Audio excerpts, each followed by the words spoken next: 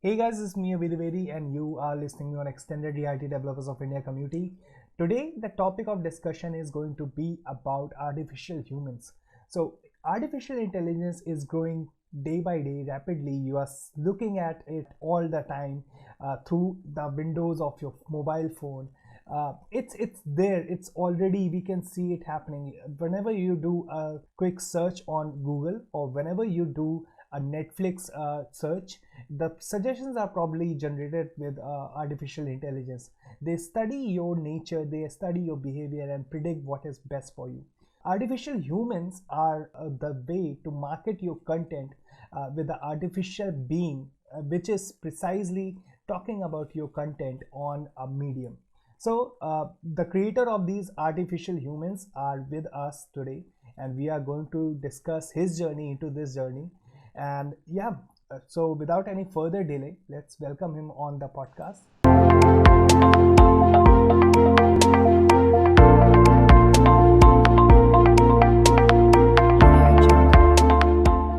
So with me here is Sachin Sharma, and Sachin Sharma is the founder of Build AR.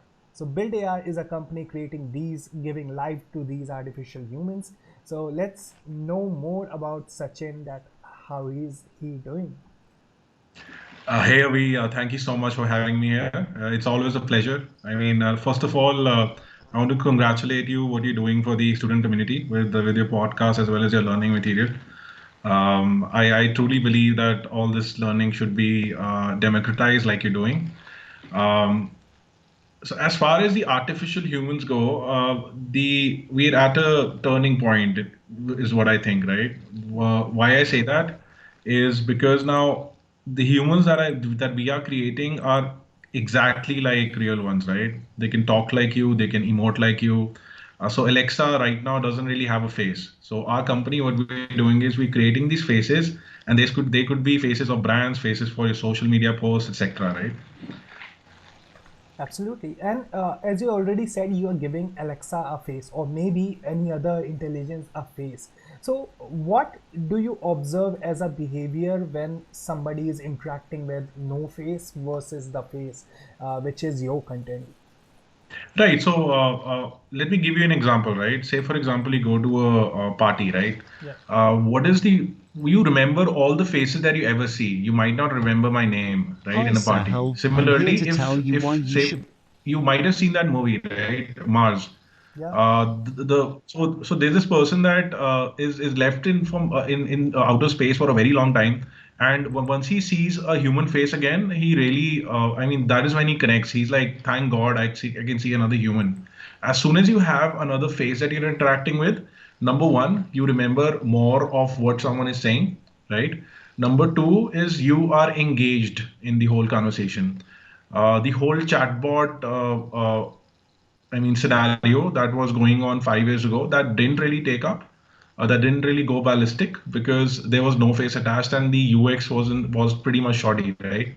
But as soon as we add a face to the whole scenario, you have very high interaction rate, which we're observing across our deployments. I can totally see it because human biology is very much trained to look at faces. Yeah, yeah, exactly. Our eyes are always looking for faces in all the dimensions. That's what we learn from deep AI and everything. So now Right, let's talk about the sort of AI you are creating. I'm going to show a few videos of yours as well in the right, podcast right. video version. So let's talk about these faces and what are going on in these videos. Sure. So yeah, let me just try to show one of your videos. Helping people secure their fin. Hi Sahil, I'm here to tell you why you should become a Max Life Insurance Agent Advisor. We bring to you an opportunity that rewards you for helping people So secure I their think financial the future for so their as you can loved see, this ones. is like an AI human. It's all AI All of generated, this at the right? comfort of your And he's home. talking about we just give it a text script and it's able to talk about We the at whole Max video, Life believe that right? when you The best part associate is with that us, if you you not listen to it only make a closely, difference in your there life, are but two also in the lives of personas that we every created. One was a individual young that you man, which touch. Max Life wanted. Similarly, they wanted Our to director create of sales has a their personal sales message director for as well. you. So now, if you wait for a second, you have another AI that also talks about the whole video as well, and it also says, "Hey, Sahil." So it's a very personalized experience as well. So now, what this means is that this same video could be sent to, say, all Max Life Insurance agents together to tell them that they want to get onboarded, right? So it also in talks to create a chatbot interface with the same face, and the idea is that the engagement skyrockets. Amazing. So we usually use text messages, personalized text message. There is a Right. way to basically personalize emails or personalized text message to a lot of people. But what you are presenting is basically you can also send personalized video in which the AI Right. is talking about your product as well as the very consumer who is going to see this video. So it's Right. it's like it's like Shah Rukh Khan talking to you and he can say your name, isn't it? Yes, yes, exactly. So we could clone your voice. We could even create content in multiple languages as well. So right now, say for example, you want to create a video just like this. You need to hire an actor, a film crew, or a director. They'll need to fly down to your place or travel to your place. They'll have to set up their whole setup, right? Just like we have. Yeah. But AI humans can work 24/7, all day week. They can talk in all languages that you want. So the idea is that one content piece can now be created in multiple languages as well. Wow. So, how this is generated? Is it generated just one human picture, or the human picture itself is auto-generated or something? Yeah, so What is essentially, the what we input? do is yeah, so essentially the input is just text and a face, right? And based on what the text is, we are able to create like a emotion map of the sentence, and Wow. that those emotions are then transitioned to a video on top of the person's face. Wow. So, when we are Yeah. talking about this emotion map, so do you want to elaborate? Right. So essentially, without divulging too much, so essentially, so what the internet has done is that there's a lot of records of how people speak, right? Yeah. Yeah. Say, for example, the way that I speak is very unique to me, similarly, but there is something common in how everyone speaks, right? A sentence. So, based on the length of the sentence and the structure of the sentence, we have created a similarity map about, say, I say I went to the doctor in the morning, right? So we map similar kind of sentences, and based on the sound, the phonemes that it has, we're able to create a map like that. Wow, it sounds interesting because obviously when we are handling natural level language processing and these side of tasks, we also have to think about the stress at each sentence. So it's like you are doing something similar, but with the video Yes. format. That how the expression is going to be there when someone is talking about something. So it's Right. very interesting and fascinating field of research which we are talking about right now.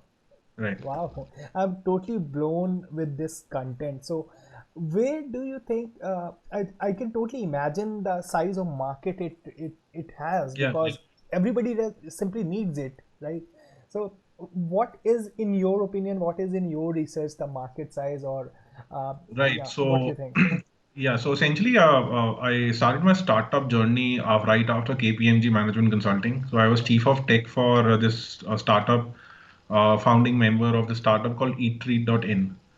Right. So this was like a food media company, which is still functional. They've gone on to create the All Right Network, one of my friends, which has somewhere around 2 million subscribers on YouTube. Wow. So, so essentially, what I, as a tech background, I've done CS from Tech Chandigarh. So that's my alumni, right? So as a tech background, I mean, you talked about my college years. So I wouldn't really follow what was happening in my college. I would follow what was happening in Silicon Valley, right? All those hacker news, all that stuff. So there was once I worked in at E3, there was this what do you say dichotomy, right?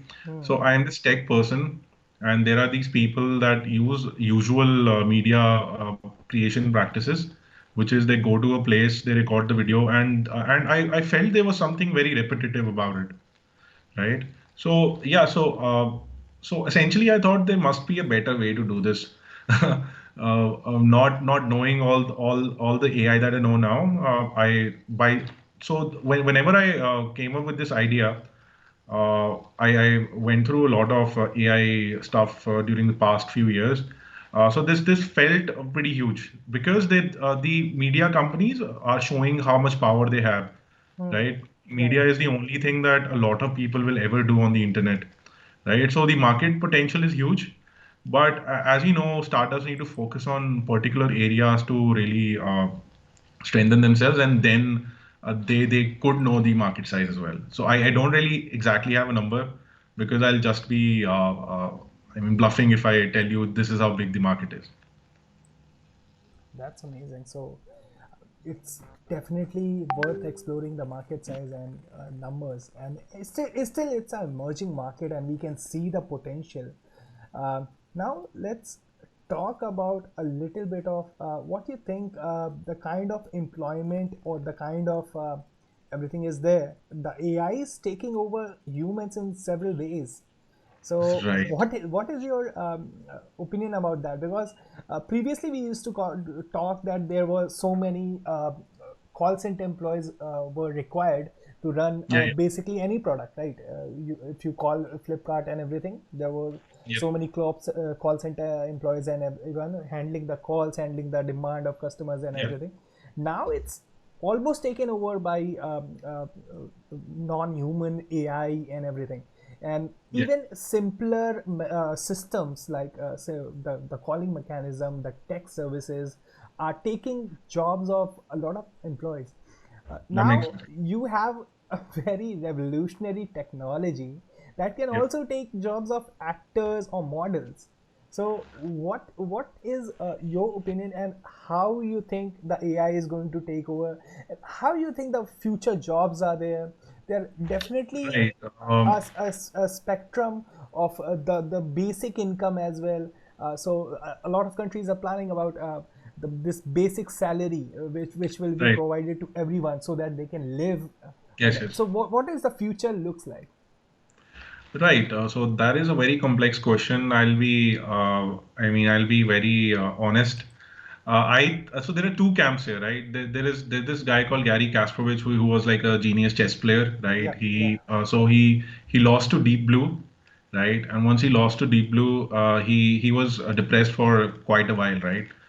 And then he developed a new style of chess, which was AI assisted chess, right? So he had the program, and he played using the assistance of the AI program, and they had matches like that, right?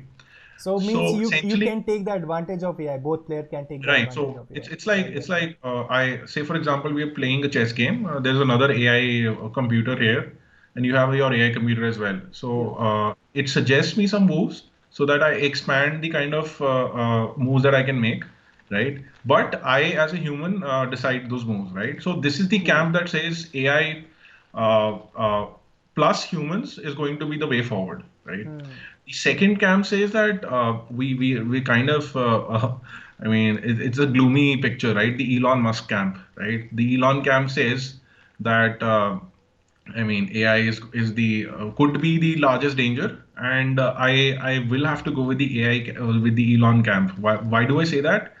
Is I mean, imagine this, right? I mean, imagine a basic web program, right? So, say for example, I'm a human. My boss tells me that okay, you need to do research about. You just need to give me 100 names of people in this industry, right? So, what will I do? I go to the internet, right?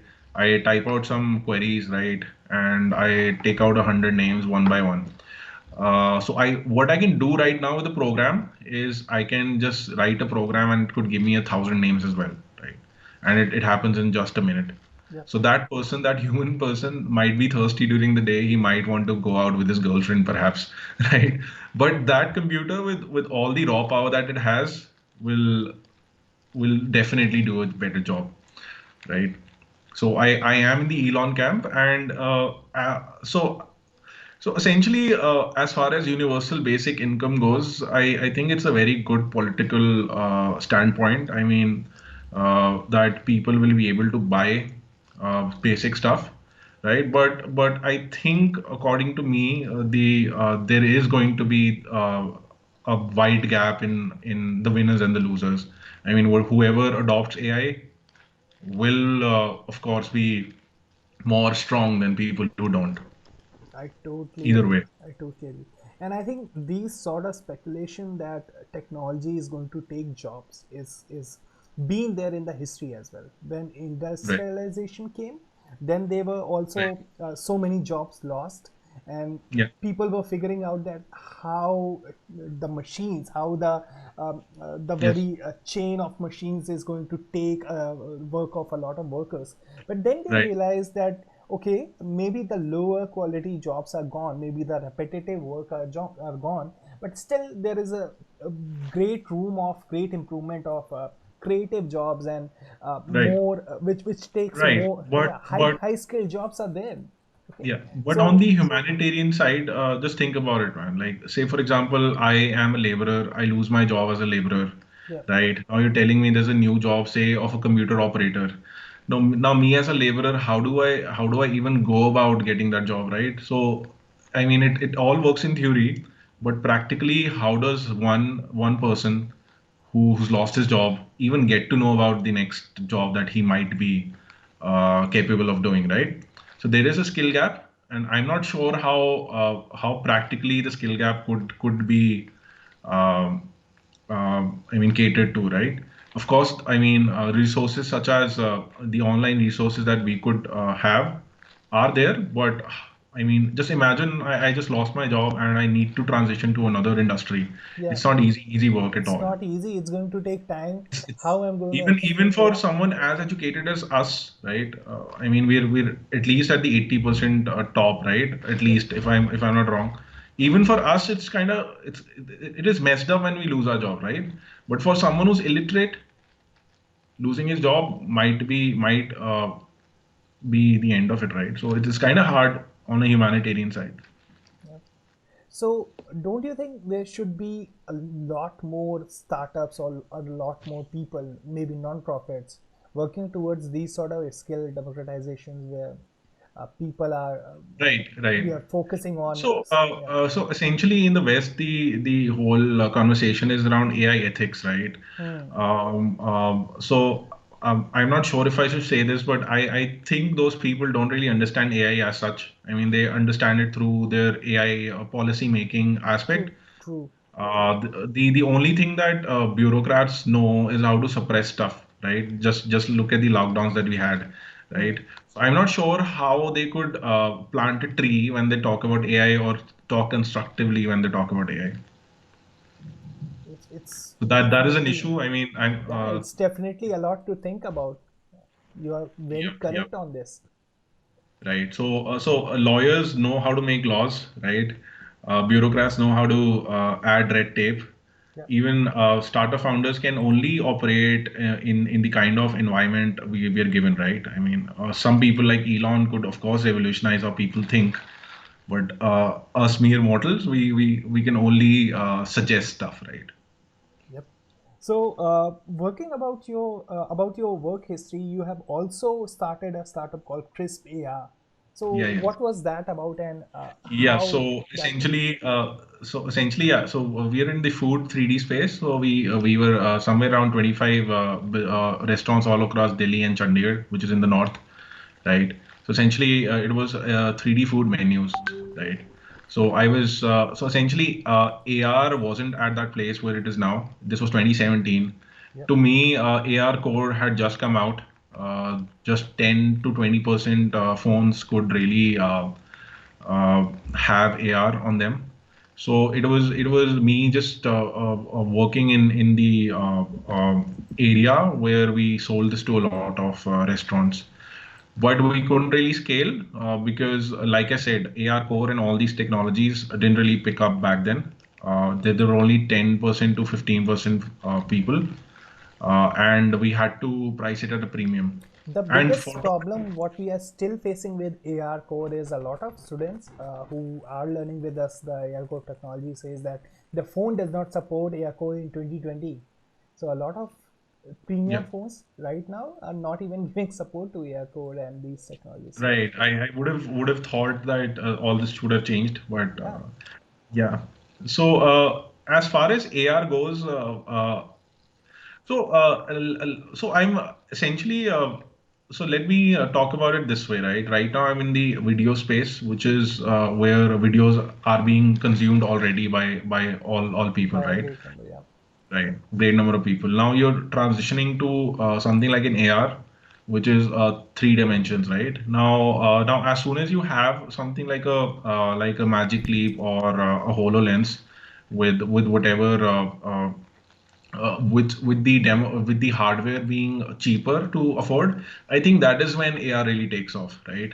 Mobile AR might not. I think VR happens before AR. mm, I used to believe the opposite, which is why I started an AR company, right? But now with the scars that I have of that venture, I know that VR is really taking off in the US right now. yeah, absolutely. And India as well, because the headset you can buy it in less than the cost of a gaming laptop. So you can definitely Right. afford. It's affordable. It's still a lot of taxes are there, but it is. Yes, yes. Right. So Facebook has done a lot in this space in that sense that the way that they've because their business model is advertisement at the end of the day, right? Yeah. So they're able to offer their headsets at a very discounted price, right? Absolutely, absolutely. The kind of chip they are providing at this cost was almost impossible if you are not Yes, yes, counting yes. the advertisement. So definitely the So model is there. yeah, And so essentially the transition from videos to AR or VR is going to be pretty messy. I'm not really sure how it's going to happen. Will it happen? Uh, I think there's definitely going to be the blend. We will see, we are looking at a boundary which is yeah. sort of disappearing, and I think it will disappear into one mixed reality. And there, the future of headsets will be the one which you can use for AR and VR both. Yeah. Right, right. Perhaps I can't be sure because I did have very strong opinions about this earlier, but now I can only see how it goes. But essentially, there is a what do you say? There So is in a large AR in marketing is literally rapidly taking over. So if yes, you yes, you're right. talk about the Instagram filters, even that space, Facebook is doing great job. Though Okay, there is no monetization process or there's no way to monetize well apart from just advertisement, but yeah, it is doing great job, and it is the access is there to a lot of people. right, right, So yeah, now let's talk about one more of your presentation. So I'm going to play right. this as well for you viewers who are watching us. So let me play that one. I think that the voice Yeah, now might on my side is there. sure. Wow.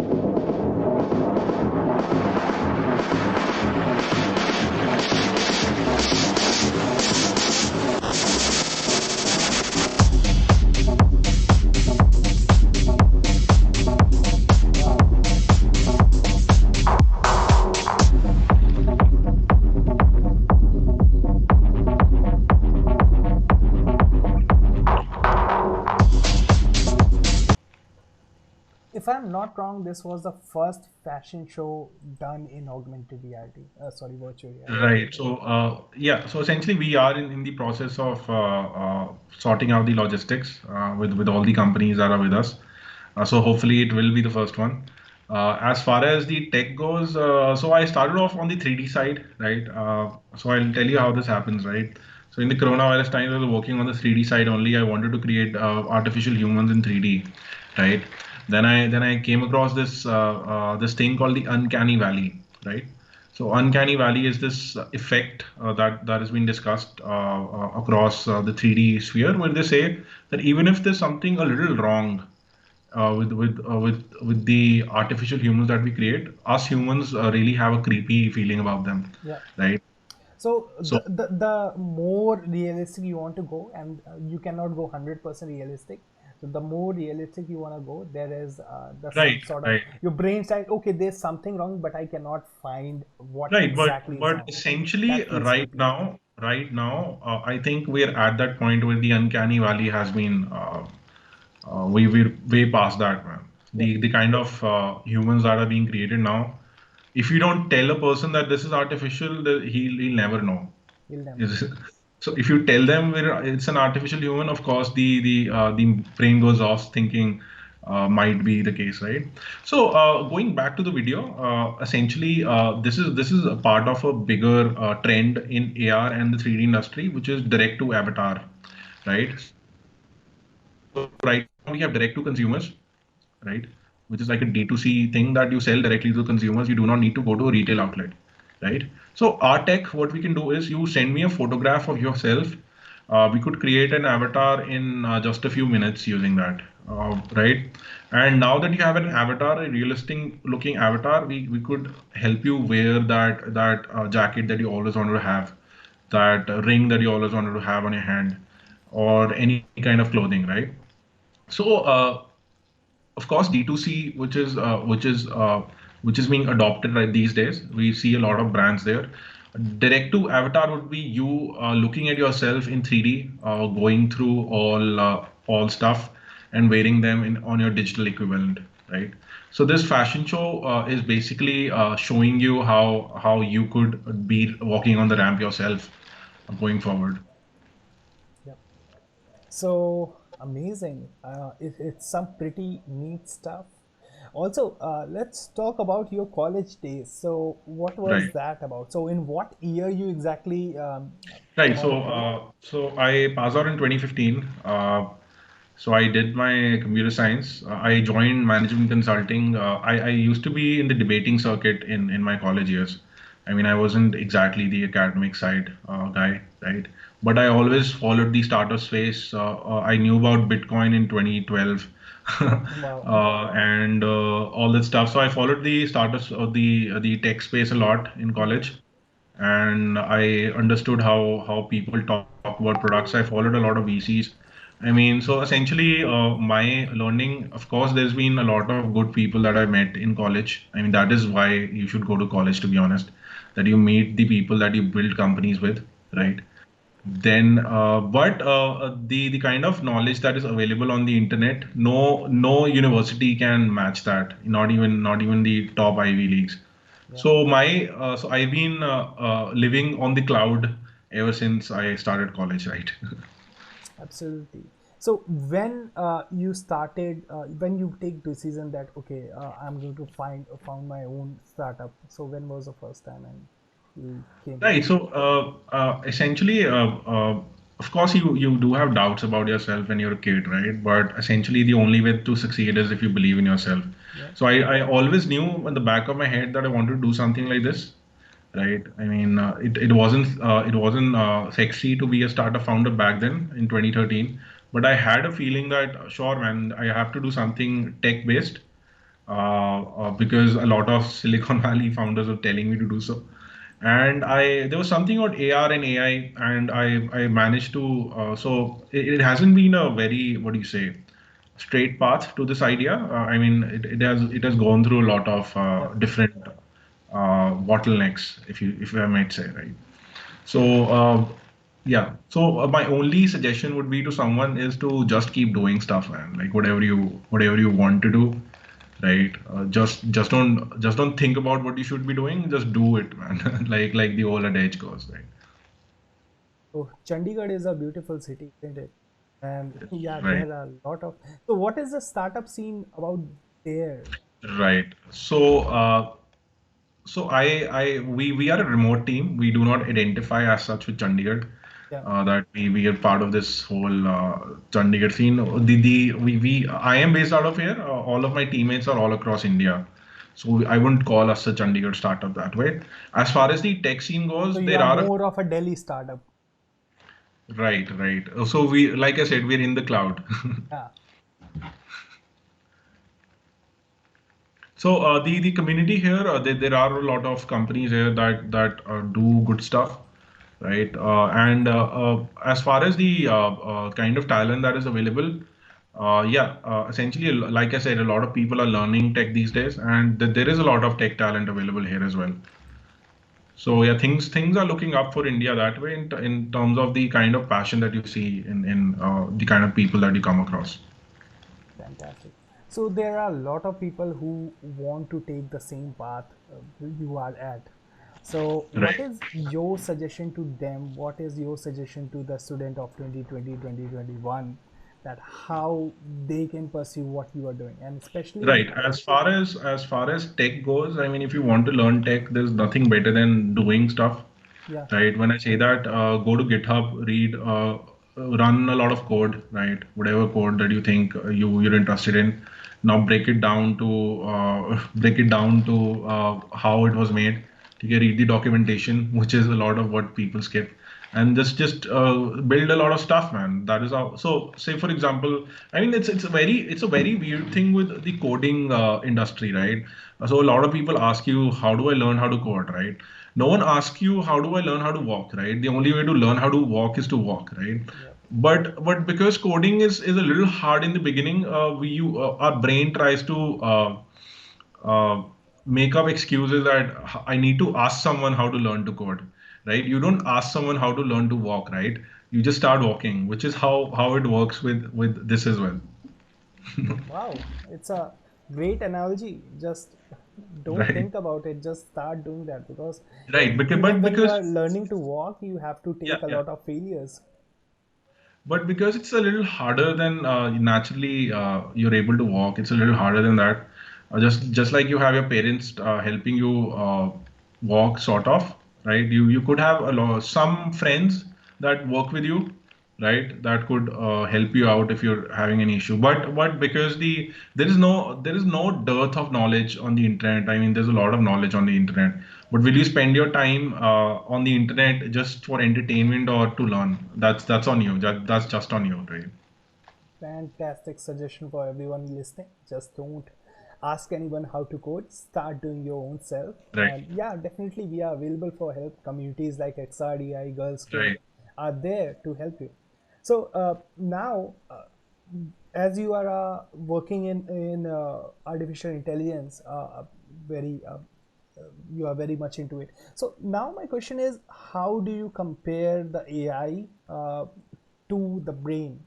Because there are a right. lot of similarities, and essentially the AI of today is being created because of the working of brain. We got fascinated with that. We replicated the models. So what is your opinion, where Right. these two stand? What is the comparison? Right, right. So essentially, there's this debate of consciousness, right? I mean, Surely. there's this debate of consciousness, right? So essentially, the reason that we have a brain and we think that we're intelligent is because we have this thing called a consciousness, right? And no one knows how it works, right? So you and me are talking through our consciousness, and there is no science to back how we are conscious, right? Yeah. Now the neural networks that we use to build all the stuff, right, is of course inspired by the brain, which is to say that we have a lot of neurons in a neural net, just like we have a lot of neurons in a brain. Yeah. But and of course, deep learning has been a great change in how we do machine learning. Earlier, we used to model a lot of data and send it to a neural network, but now we just throw a lot of data on a neural net and it learns something. If it learns good or not, that's a different story. So The before only 2016, I had a notion that AI will never be able to do what humans can do. AI will never be able to create poetries or art or Right. anything like that. But in 2016, when I learned to code my first neural network, then I realized, oh no, everything is possible with AI. AI Yes, is yes, going to definitely take the place of humans because it can surpass humans in several ways. yes. So, So yeah. So essentially, the only thing that is in between us is this notion of consciousness. How will a neural net be conscious of what it's doing, right? So right now we have this notion where a neural net is does what we tell him to do, but will it realize that it is doing what it is doing, right? So there's that notion is not in the math of neural nets right now. Back propagation is just a learning mechanism, right? All the concepts that we have, but a breakthrough in how consciousness can be transitioned to a deep learning model, that might be when you have some essence of consciousness, right? So the hard part is we don't have a true definition of consciousness, right? So you cannot really know if something is conscious, right? Yep, yep. So in sci-fi movies, they always talk about robots getting feelings. Right. Okay, but Right. I don't think feelings are the only Feelings. part or only signature of consciousness, because it's so much more than that. And also, I did recently a session on how do you upload your brain. What is the science behind that? Uh, you can find that session on XRDI. Yes. Yes. Anybody could watch that. But still, I didn't wanted to go. I mean, beyond science or philosophy. So I didn't mention this, but I have always this sort of notion that the consciousness is basically exist in universe, and human body is a mechanism which is like a radio, and we sort of catch the frequencies of consciousness. Our brain is like a radio, and all the other creatures Yeah. are Yeah. basically catching the So which is frequency. which is the Hinduism way Yeah, of looking at it. Yeah. Hinduism way of looking at, and it sort of a lot of makes sense when you look at, because you just dissect the brain. You can look at each part of that. You can put a person in a fMRI and do give them a lot of tasks. We have put it people who are simply brain dead, and people who are fully conscious, and we Right. didn't find that what makes them different. There was no sign of consciousness inside the brain. So it's fascinating. Right. Definitely a long history of research is being there, and a lot way to, we have to go a long way. uh, Right. I think that is a very, what do you say, a solid path to spend your life at, Surely, right? To surely. really understand how consciousness works, right? Yeah, I mean I mean if you're 20 years old, and that's a question that you should ask yourself.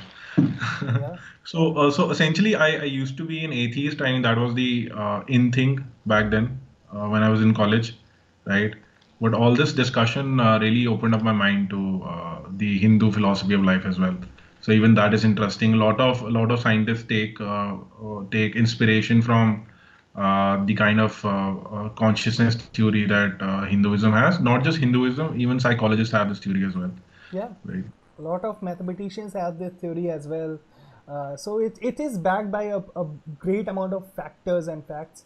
And there is Right. also a theory that consciousness is nothing, but whenever there is some mathematical operations happening, it's just outcome of that. So consciousness is basically the way of how of the processing feels. So whenever the processing is happening, so Right. it's basically feeling that consciousness is the way. Another Right. perspective is that humans are the universe way to observe itself.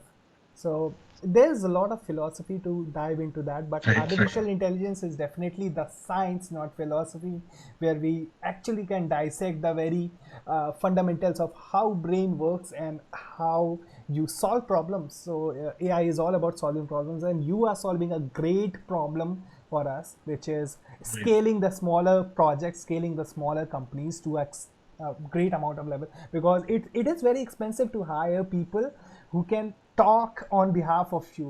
It is expensive, and you are just creating them with a single text and a image. So you are just, yeah, doing some magic there. Sure. Thank you so much, Avi. Thank you. Fantastic. It's a pleasure to host you on the show. We are really delighted. We have some great amount of conversation, talk literally deep level of insanity on AI. So yeah, loved your conversation, man. Sure, Thanks for Avi, being. and it's a pleasure to talk to you. I mean, you're doing a great stuff with educating a lot of people about all this, and good luck to you, man.